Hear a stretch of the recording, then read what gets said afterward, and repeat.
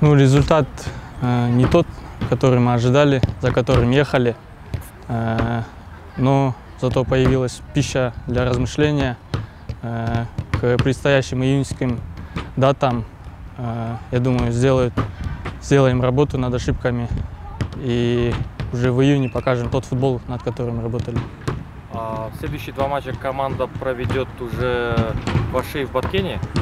Следил ли ты за выступлениями командами Каганат и Нурбаткен?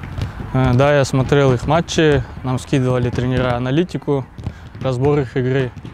Ну, скажу, обе хорошие команды.